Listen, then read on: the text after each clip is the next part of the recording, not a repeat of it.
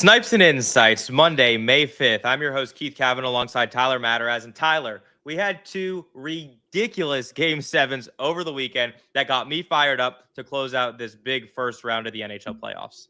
Yeah, Keith, we couldn't have had a better end to round number one of the postseason. So I'm still buzzing. I still can't even believe what Mikko Rantanen did in that third period on Saturday. And I still can't believe the St. Louis Blues were literally this close to making the second round. But man, Cole Perfetti and the Jets are off to round two. And was this one of the best first rounds in recent memory? I mean, just the back and forth, the Battle of Florida, Battle of Ontario, two insane Game 7s. I mean, the NHL is on an all-time high in terms of momentum for the first round of the playoffs, in my opinion.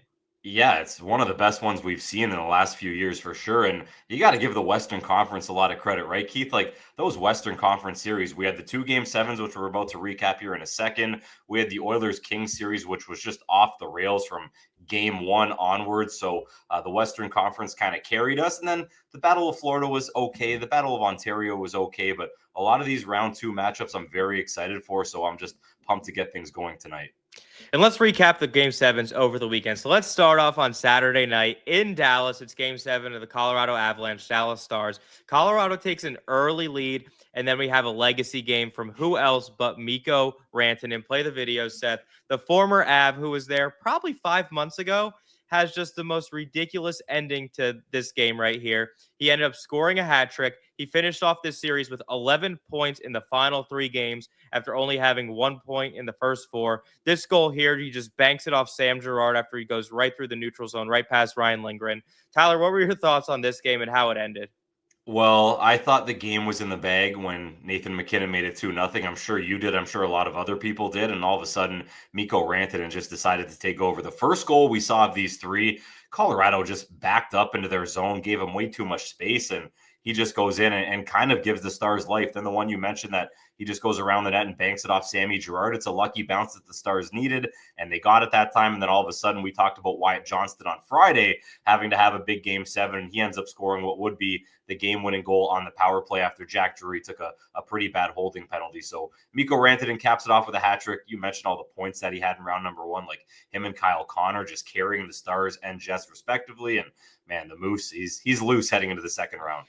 He certainly is. And it's good to see him. You know, a lot of people were criticizing, saying that he's a Nathan MacKinnon merchant. So it's good to see him thrive on his own and really take it to the next level. People are already saying the contract he signed that hasn't even kicked in yet has already been paid for. I mean, to look at this Avs stat right here, Seth, if we got it, for the 7th straight time that the Avalanche have lost a Game 7. First team in, you know, the NBA, MLB, NHL history to lose 7 consecutive Game 7s. We had the crazy stat about the Minnesota Wild the episode before. Man, this is just really, really puzzling to me, I guess, to lose that many consecutive Game 7s.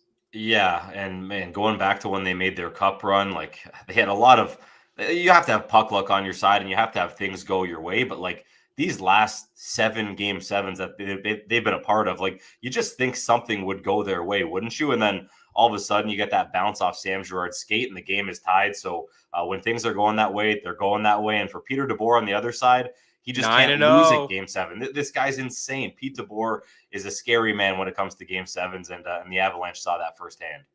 He's the last guy to want to face in a Game 7, and we'll see if Winnipeg and Dallas ends up going to a Game 7. But speaking of Winnipeg, on Sunday night, when we thought there'd be no way that Saturday could be topped by Sunday, we have an insane ending in the Winnipeg Jets St. Louis Blues game. St. Louis has this all but in the bag. They're up 3-1 with a couple minutes left. Winnipeg has pulled the goalie. Connor Hellebuck, again, looked a little shaky in net.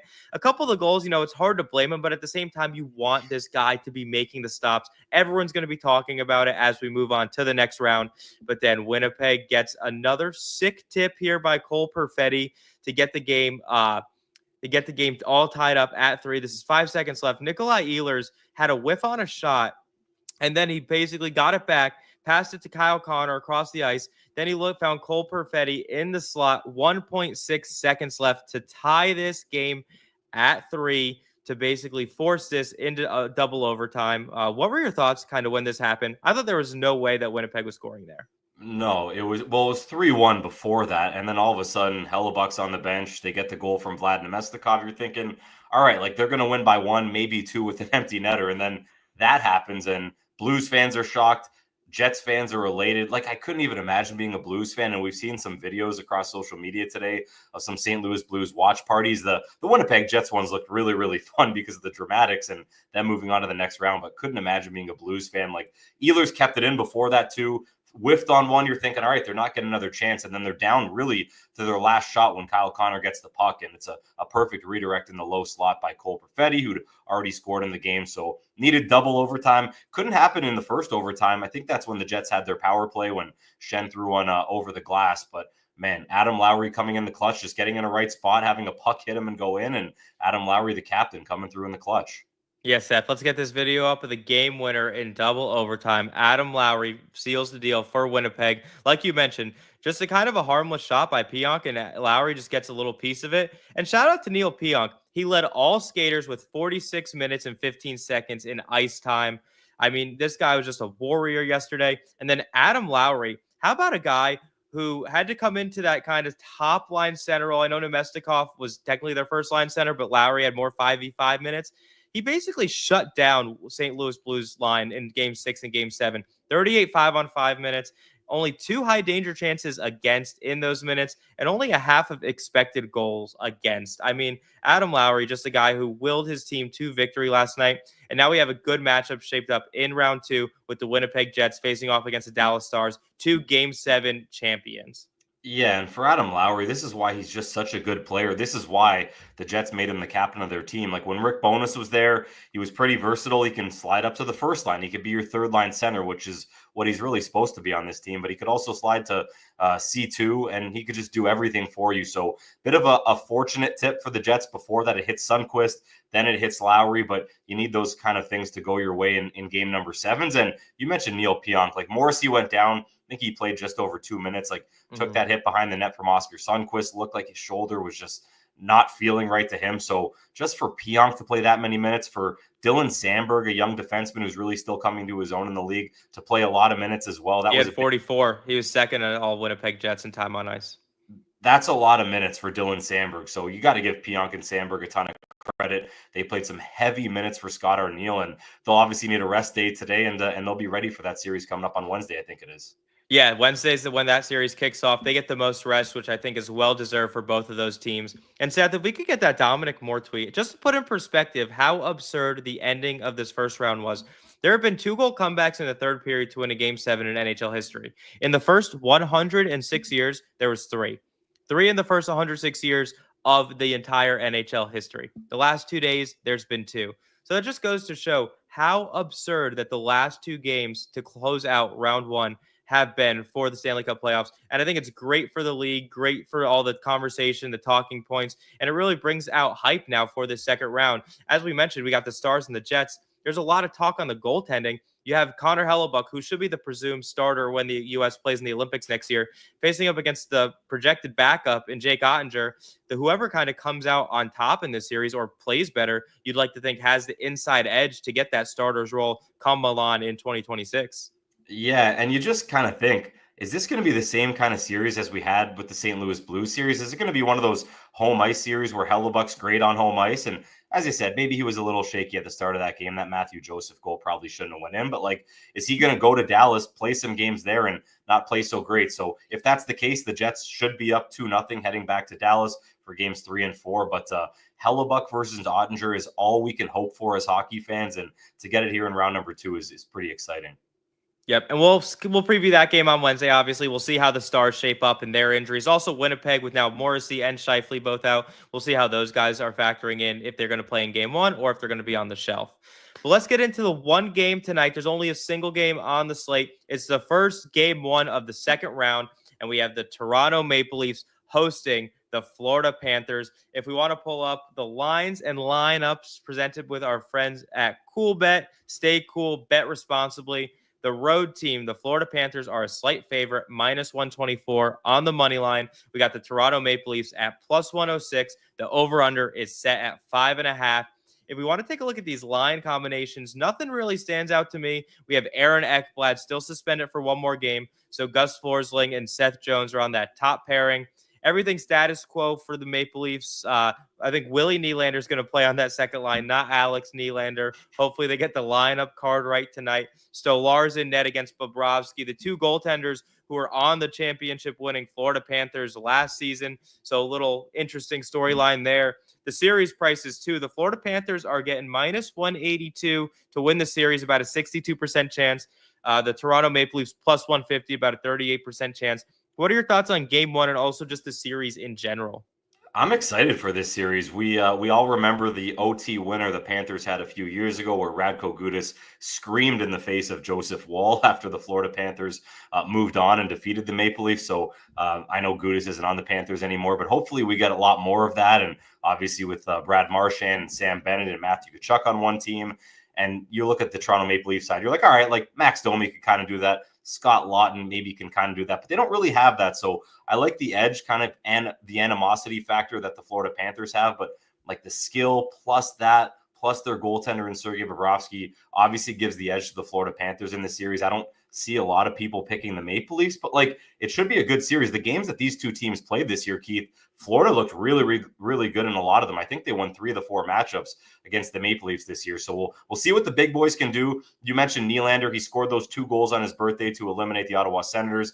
It is Mitch Marner's birthday today. So New dad, Mitch Marner, by the way, which is also yep. just something I like to throw out there. Well, no, that's one thing. His birthday's another. Like, does Mitch Marner score? I know people like betting those goal props. I know a lot of people bet the Nylander ones, and those obviously cash. So maybe there's some Marner goal props to bet tonight on his birthday and being a new dad. So we'll see if the big boys can get it done again. They got it done in that Game 6 against the Ottawa Senators, and maybe you can take advantage of a Balinskis-Schmidt bottom pairing. Like, if you're the Toronto Maple Leafs and Craig Berube, can you get that top line out against that bottom D pairing? And like you don't really want to play Uvis Balinskis as your Paul Maurice with the Ekblad suspension. So we'll see if Craig Berube can kind of take advantage of some of those situations. Yeah, home ice is always big in these series, and that's the thing that I'm most interested in game 1 and game 2 is to look at how Craig Berube decides to match up the Toronto Maple Leafs against the Florida Panthers, like you mentioned, in those offensive zone face-off situations. When the Florida D pair, let's say Forsling and Jones, have been on the ice for a minute 30 and they need to make a change, like who's Craig Berube putting out against them? That's going to be interesting to see. Sergei Bobrovsky is also like very hot and cold sometimes in the playoffs. Which version of Bob are we going to get? And same thing with Stolarz, right? Like this is his first time where he's really in the limelight. He's really hasn't had to shoulder this kind of workload ever in his career. So now he's the main guy in a huge market like Toronto, where everything's going to be on him. Every single goal is going to get scrutinized to the nth degree. Is he on a short leash? If they go down early 2-0, do we see Joseph Woll in game 3, maybe even game 2 if Stolarz has a bad game? Because Woll down the stretch was also a very solid goaltender in his own right. So I think there's a lot of that kind of going on and just a lot of good things between these two teams. A lot of star power. We got Austin Matthews, Mitch Marner, John Tavares, Willie Nylander. On the Florida side, we got Matthew Tkachuk, Sasha Barkov, Sam Reinhart. Like, there's just a lot of good stuff in this series, and I'm really excited to see how it plays out. Yeah, and I'm a big revenge game guy. You already mentioned Stolarz being a cup champion, but like Ekman Larson, Steven Lorentz on one side, like, can they have a big game at one point? One of those guys, like maybe Ekman Larson, who scored a couple clutch goals in the first round for the Maple Leafs, maybe he can kind of come back to bite his old team. But like when you look at the grand scheme of things in this series, if it goes 6 or 7, you just have to give the advantage to the Stanley Cup champion Florida Panthers. But hey, I know there's some people out there like a Paul Bissonnette on the NHL on TNT, who's a big Maple Leafs fan, who want to see them finally get over the hump. This would be a big step because to be the champs, you got to beat the champs, and that's what the Maple Leafs are hoping to do here in round number 2. Speaking of NHL on TNT, I know you mentioned Rick Bowness earlier. I thought he's done an incredible job just kind of breaking down the game, getting that insight, especially on the Winnipeg series when he was kind of breaking down his former team. So I love when they got to get an old coach on there. Rick Tocchet did really well before he pivoted over to Vancouver. So I just want to give a shout out to Bones. He's been really, really good on that broadcast. Yeah, and a shout out for our show tomorrow, NHL Morning Skate on SiriusXM NHL Network Radio, 10:30 a.m. Eastern. We got Rick Bowness on with Gord Stellick and Mike Johnson. What a perfect plug that ended up being. But yeah, no, I'm excited for this series. We'll see how game one plays out tonight. Matthew Tkachuk did say he got some insight from his brother Brady, who was on the Ottawa Senators. They lost 4-2 in that series. He didn't specify what exactly that insight was, but I'm sure Brady kind of gave him the ins and outs. Not that Matthew wouldn't already know it, having played Toronto and being a good student of the game, but it's always good to get that brother who can help fill you in a little bit, especially when he just went through a 6-game battle with them. I bet Brady wants to be playing in the series alongside his brother, kind of like they did at the Four Nations face-off. But hey, it's always good to get a little inside info. It doesn't matter if you played them before. And obviously, Matthew Tkachuk and Austin Matthews are really, really good friends. So it's going to be interesting to see that dynamic. Like the Matthews versus Brady Tkachuk dynamic didn't happen much, but you think the Matthew Tkachuk versus Austin Matthews dynamic, we'll see a lot of it during stoppages of play. I mean, Matthew Tkachuk and Jake Gensel were pretty good friends, and we saw how that played out in round one. So I'll be interested. I think all friendships kind of get put on hold for a couple weeks. And also, too, I'm interested to see how this Brad Marchand dynamic, he's always been the Maple Leaf killer in that Bruins gold and black. Is he going to continue to be the Maple Leafs killer in that Panthers red, white, and blue, I guess, is their three colors? I hope he is, because when Brad Marchand's playing like that, and as you say, we saw it when he was playing on the Boston Bruins, that's where he's at his best. So hopefully he's getting under the skin of a Nylander or a Marner or a Matthews. And if he is, like, advantage even more so to the Florida Panthers. So we hope the rat is being a rat, and maybe some rats are being thrown on the ice after Florida Panthers victories there when they're back in FLA. That's what tend to happens there. So that game tonight, 8 p.m. Eastern time. It'll be a great one. Just one game on the slate tonight. The reason it's at 8 p.m., though, is because we have the draft lottery coming up at 7 p.m. PuckPedia has an incredible simulation that you can see on their site. Seth, if we get the frame ready, I'm going to share my screen real quick just to show you guys how we get the NHL draft kind of set up for tonight, how the lottery works a little bit. It's not the simplest, I would say, way they run it. However, we're going to walk you through it real quick right now. So if you guys are able to see my screen quick, Tyler, we're good, right? Yep. Beautiful. All right. So when you go to PuckPedia's main page, they have this awesome feature called Puck GM, where you're basically your own general manager. So we're going to go over there and click on the Puck GM. And within this, you're able to kind of build your own roster, but then they've also enabled their draft lottery simulator tool. So you can simulate the NHL draft lottery before it happens tonight. And here's the rules of the draft lottery. They'll explain it on the broadcast tonight. It's on ESPN. John Buccigross is hosting, so I'm sure he'll be able to explain it to you very simply. But here's how it works. It's only the non-playoff teams, right? So the 16 teams here, as you can see, are all set up with a lottery odds, and it's basically how they finish the season in reverse order. So the San Jose Sharks had the worst record, so they have the best chance to win the lottery. The winners can only move up 10 spots. So anyone from 12 to 16 is technically not able to win the draft lottery, but they can go from the Red Wings can go from 12 to 2, the Blue Jackets can go from 13 to 3, and so on. And then the highest lot, and then they run a second lottery for the second finish, and the highest lottery 2 winner can pick is second overall. So let's run a draft lottery and kind of see how it plays out tonight using the simulations directly from the odds that the lottery is giving us tonight. So the first lottery ball, they pick a 4-digit combination. And then in this combination, for example, it's the San Jose Sharks. So nothing crazy there. That's the expected outcome. The most likely outcome is that the San Jose Sharks win the lottery. Then we run the lottery 2 here. And then we can see that, let's see. We got the Utahns. So the Utahns were in 14th at the time. So they can only move up 10 spots to that 4th spot. So Utah in this scenario will be picking 4th, with Chicago and Nashville staying put at their slots in 2 and 3. And then everyone below Utah is dropping down 1. And then there's a couple conditions on these picks. So, for example, the Rangers will decide, depending on where they land tonight and how they organizationally, philosophically think about it, if they want to give their pick to Pittsburgh this year, or if they want to hold on to it and then Pittsburgh gets an unprotected pick next year. And then similarly with the Flames and the Montreal Canadiens from the Sean Monahan trade last year, the pick transfers if it's in the top 10. So this is a cool feature on PuckPedia. If we want to create a draft too, we have incorporated, we'll type in Snipes and Insights draft, and it's going to take the results of the draft lottery that we just ran here. So as you can see, San Jose picks first, Utah second, and then we just create it right there. And then you can basically you can pick your own players. You could run a simulation. So let's just sim the first round here. So we have San Jose projected to take Schaefer with that first pick. If we want to look at what the Utahns did at 4, they took Porter Martone from Branton into OHL. So this is basically the way that PuckPedia has it. You can publish this draft. You can have people comment on it, build your own community. So very cool features on PuckPedia. I'm going to stop sharing my screen now, Seth, if you want to just go back to the mainframe. But all that to be said, Tyler, what are your thoughts on the draft tonight? And who do you think is going to end up winning the draft lottery? PuckPedia's simulation had San Jose. We'll see if you think the same.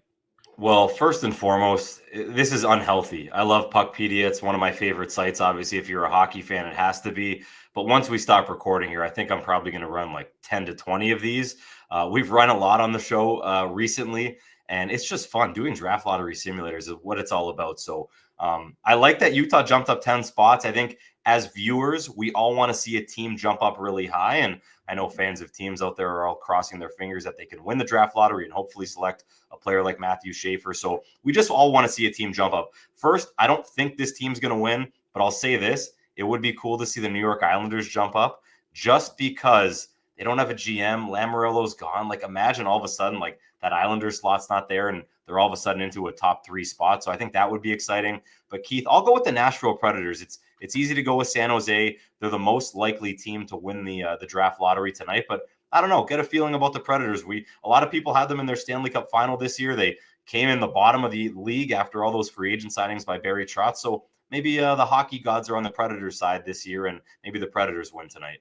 I like that. I think the Predators are due for the hockey gods to be on their side. As the news came out today, Andrew Brunette will be returning, according to GM Barry Trotz, next year as their head coach, which I think that's fair. I think Bruno has done a good job in the league. He was a player for a long time, did a good job behind Florida's bench on an interim basis, popped over to Jersey as an assistant, and then got the Nashville job. Tough season over there, but I like that pick for Nashville. I think the league's in a better spot when Nashville's buzzing around this time in April and May when they're in the playoffs and Broadway is going off. I think that that's only good for the NHL. To me, though, I have a feeling that it's going to be the Boston Bruins tonight. Ooh, A team that during the season, they obviously fired their head coach, Jim Montgomery, who then moved over to St. Louis. But at a certain point, they realized this isn't our year. And some teams kind of try to hang on and hope for that last wild card spot. The Bruins completely tore it down. They traded Marchand. They traded the guys on the Maple Leafs, right? Carlo. They traded Charlie Coyle. So they made a lot of trades. And then to me, they really kind of embraced the tank and they popped all the way down. So they have the 5th best odds tonight, 8.5% chance to get that first overall pick. I think that it's the Bruins' year. The league also wants, not going to say this out loud part, but the league would enjoy a bigger market to get the number 1 overall pick. So for me, I think the Boston Bruins are in a nice position here to get that first overall pick. And do we think the unanimous pick is going to be Schaefer? I don't think it's unanimous. No, I've heard Michael Misa's name get thrown out there. James Hagens, I felt like was the guy for so long, and then he's kind of slipped a little behind Misa and Schaefer. So I think it all depends on which team gets it. Hey, maybe there's some teams out there that if they win the lottery, they're trading the pick. So I think that would be fun for a lot of us. And Keith, I love that you bring up Boston. It's like, aren't they just good at doing things? They were good this year at tanking and moving pieces so they can get a chance at winning the draft lottery. So it would just be perfect and just prove that the Boston Bruins organization does things pretty well. But I'm sticking with Nashville. They've never had a number 1 overall pick. I think their highest pick ever was 2 when they selected David Legwand back in 1998. So I'm pulling for a Predators first overall pick tonight. Well, we got the draft lottery at 7 o'clock, followed by the Toronto Maple Leafs and the Florida Panthers. Game 1 tonight. Hop on PuckPedia, run your draft simulations, run your mock drafts, create it, publish it, get people to comment on it back and forth. And then, we got a big one tonight. Thanks to our friends at CoolBet. Stay cool, bet responsibly. Go to puckpedia.com/coolbet to get in on the action. That's all the time we have for today. It's myself, Keith, alongside Tyler. Have a good one.